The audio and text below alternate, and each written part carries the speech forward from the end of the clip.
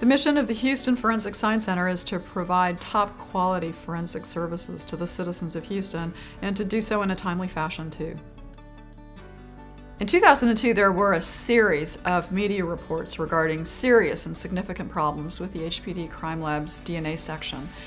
And over the next decade or so, those bad headlines kept on coming. HPD really did make improvements to the lab, but they weren't enough. They were band-aids, they were quick fixes. When the National Academy of Sciences recommended that crime labs should be made independent, the HPD lab was a perfect guinea pig example. And you know, to HPD's credit, they embraced that recommendation and decided to move forward with a move towards independence. The whole idea of independence in context with the Houston Forensic Science Center has to do with its commitment to science and science only.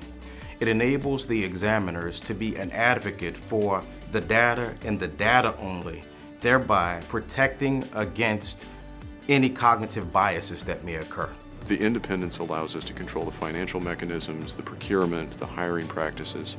All of those things go into our ability to change procedures, to apply sound science to what we're doing, and sound business practices. We've implemented several changes at the Houston Forensic Science Center when we became an independent government corporation. One of those is that we moved from a command and control type of governance structure to one in which we push leadership as far down into the organization as possible. Another is that we have much greater flexibility now when it comes to hiring and procurement. There's a lot less bureaucracy now, which makes our ability to move as a business model moves in new directions quicker. In 2014, when the Houston Forensic Science Center took over the operations, it faced a legacy backlog of sexual assault kits of about 6,600 untested kits. In order to clear those kits, well, it really was a multi-stakeholder, multi-pronged approach. So the center received funding from the federal government, the center received additional funding from Houston City Council, and worked with all of the various stakeholders to have those kits tested. We have reduced our turnaround times by 50%. All the while, during that same time, our requested work has gone up 30%. Over the last several years, we've made several key improvements to the firearms section of the Houston Forensic Science Center. Number one is that we've hired additional trained firearms examiners. Number two is that we've really committed ourselves to linking firearm crimes through ballistic imaging technology. And the way we've done that is that we've hired and trained additional staff to function in that specific capacity. Another thing that we've done, and this is really critical, is that we are relentless in our pursuit of quality. And what I mean by that is that in addition to the blind or the proficiency testing that goes on every year for examiners, what we've done is we've implemented two different types of blind testing here that go above and beyond what's required of us in order to combat different types of cognitive biases.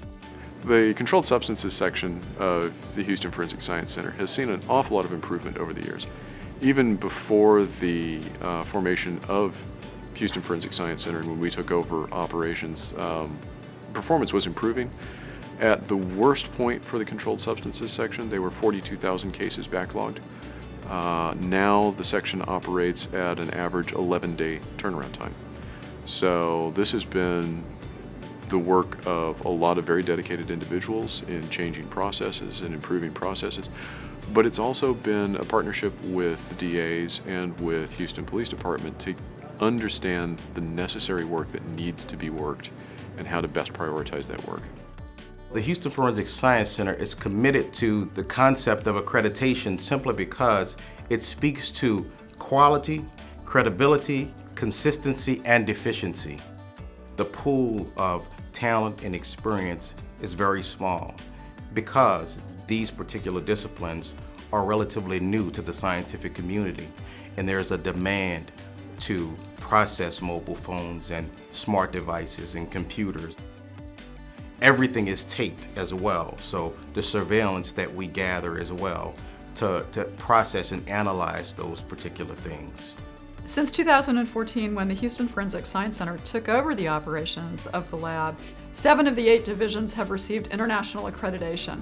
And the center has cleared backlogs, it's improved turnaround times, and it's really instituted some cutting-edge science that no other labs are doing.